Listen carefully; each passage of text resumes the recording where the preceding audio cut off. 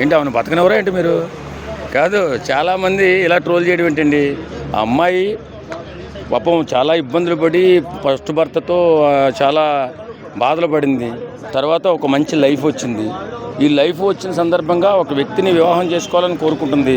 తప్పనిసరిగా మనం పెద్దలుగా ఆశీర్వదించాలా, అవసరమైతే అభినందించాలి. కానీ ఆమె పట్ల మనం అమర్యాదగా మాట్లాడడం కానీ, రెండో వివాహం పట్ల తప్పుగా మాట్లాడడం కానీ ఎవరు చేయకూడదు. ఎందుకంటే ఈ కాలంలో మనం ఇంత నాగరికత సంపాదించినప్పుడు కూడా దాన్ని ట్రోల్ చేయకూడదు. ఎందుకంటే రెండో వివాహం చేసుకోవచ్చు, మూడో వివాహం చేసుకోవచ్చు. మనకు కుదరకపోతే ఏం చేస్తాం?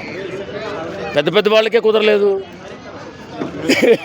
అలాగంటే చాలామంది వేరే విధంగా మాట్లాడతారు. నిజంగా చాలామందికి కొన్ని ఇబ్బందుల వల్ల, కొన్ని సంఘటనల వల్ల, కొన్ని వ్యవహారాల వల్ల మొదటి మ్యారేజ్ కుదరదు, లేకపోతే రెండో మ్యారేజ్ కుదరదు, మూడో మ్యారేజ్ కుదరదు. మనం ఇప్పుడున్నటువంటి ఈ నాగరిక ప్రపంచంలో ఖచ్చితంగా మన తోడు మనం చూసుకోవాలి. అలాగే ఖచ్చితంగా సరైన జోడి ఇప్పటికి దొరికిందేమో, మరి ఆమె వివాహం చేసుకుని దాంపత్య జీవితాన్ని ఆనందంగా గడపాలి. ప్రతి ఒక్కరూ కూడా ఆశీర్వదించండి, అంతే తప్ప ట్రోలింగ్ మాత్రం చేయకండి. అంటే ఆమెకి గతంలో ఒక ఇంటర్వ్యూలో చెప్పింది ఆవిడ ఏమన్నారంటే, సో నేను పెళ్ళి అయితే చేసుకోను, నా బాబు ఒకరు ఉన్నారు, అతనితో ఉంటాను లైఫ్ టైం అని చెప్పేసి అన్నారు. సో పెళ్ళి అని చేసుకుని చెప్పేసి ఇప్పుడు చేసుకుంటున్నారు కదా, సో దాన్ని మీరు ఎలా చూస్తారు? ఇప్పుడు ఎప్పుడైనా సరే మనం అప్పుడున్నటువంటి ఆ సందర్భంలో మనం ఏం మాట్లాడతామంటే, ఎందుకులే మనకి ఆ నిరుత్సాహం, ఆ గొడవలు, ఆ గోళ్ళ వల్ల ఎందుకు మనకి ఇలాంటి వివాహం చేసుకోవడం అవసరం అని అనుకున్న మాట వాస్తవమే. కానీ మారుతున్న పరిస్థితి దృష్ట్యా మనకి సెక్యూరిటీ కావాలి. ఒక ఆడబిడ్డకి సెక్యూరిటీ కావాలంటే ఒక మగాడి తోడు ఉండాలి. కాబట్టి ఖచ్చితంగా ఆమె అండంలో తప్పులేదు. ఆ విరహం, ఆ గొడవ, ఆ తలకాయ నొప్పి ఉన్నటువంటి సందర్భంలో ఆ మాట ఎవరైనా వాడతారు, మగవాడు కూడా వాడతారు, ఆడదేంది. అలాంటిది ఇప్పుడు ఈరోజు ఆమెకు చక్కటి జోడి దొరికింది. చక్కగా వివాహం చేసుకోవాలా, వాళ్ళ దాంపత్యం జీవితాంతం కలిసి ఉండాలి, మంచిగా బాగుండాలా, హ్యాపీగా ఉండాలని కోరుకోవాలి మనం. అంటే ఇప్పుడు జాను లిరిక్ అయితే ఇప్పుడు భర్త అయితే దొరికేస్తారు, కానీ బాబుకి తండ్రి అయితే ఆ సొంత ఫీల్ అనేది చూపారు కదా సార్. మరి సో ఆ బాబు పరిస్థితి ఎలా ఉంది? అందరూ ఒకేలా ఉండరండి. ప్రతి ఒక్కరూ ఇప్పుడు మనం అనుకుంటాం మనకు పుట్టినటువంటి పిల్లలకి ఉన్నటువంటి ఎథిక్స్ బయట పిల్లలకి ఉండదని కాదు. అది అబద్ధం అండి, నిజంగా అబద్ధం. ఎందుకంటే ఆ చిన్నప్పటి నుంచి మన దగ్గరే పెరుగుతున్నటువంటి, ఎందుకు మనకి స్నేహితుడు ఉన్నా పుట్టుకతో కలుస్తాడా?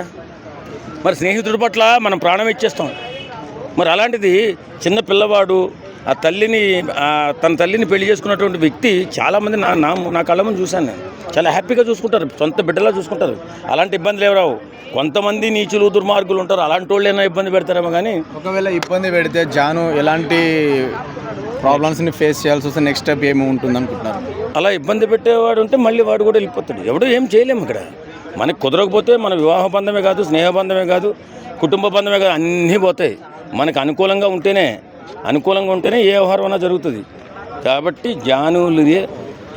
ఖచ్చితంగా జాను హ్యాపీగా బతకాలి, ఆనందంగా ఉండాలి, అందరూ కూడా బాగుండాలని చెప్పి కోరుకోండి.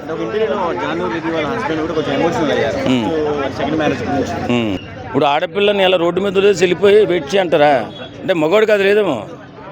సన్నాసి మాటలన్నీ మాట్లాడకూడదండి. ఒకప్పుడు నీకు ప్రేమగా ఉన్నప్పుడు ప్రేమగా చూసుకోవాలా. అసలు భార్య బయటకు వెళ్ళిపోయిందంటే వాడు ఎంత నిచ్చడో మగాడిదే తప్పు. చెప్పాడు నా కొడుకు అన్న చాలా ఇష్టము అని బాగా ఎమోషనల్ ఏడ్చాడు. కొడుకు మీద ప్రేమ. ఇప్పుడు ఈవేళ అమ్మాయికి ఒక స్థానం వచ్చింది కాబట్టి ఈవేళ ఏడుస్తున్నాడు. అప్పుడు ఒక స్థాయి లేదు కాబట్టి, ఏదో బతుకు తెరువు కోసం అటు ఇటు డాన్సర్గా తిరుగుతుంది కాబట్టి ఆ బతుకు తెరువు లేదు, ఆమె ఫేమ్లో లేదు కాబట్టి ఆమెని చాలా నీచంగా, దుర్మార్గంగా చూసి వదిలేశాడు. ఈవేళ ఆమెకు మంచి ఫేమ్ వచ్చింది, మంచి డబ్బులు వస్తున్నాయి. ఈవేళ కావాలని కోరుకుంటూ వచ్చేస్తారా?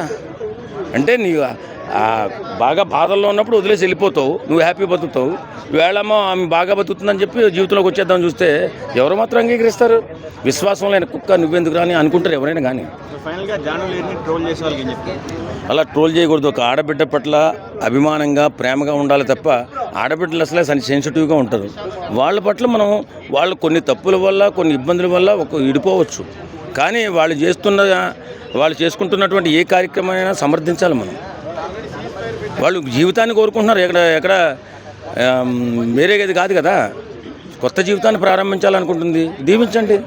ఏం పోయింది? చిన్న దీవెనే కదా. ట్రోలింగ్ చేసి మనసుని బాధ పెట్టడం ఎందుకు? మనం మనుషులం కదా. ట్రోలింగ్ చేయకండి. Thank you.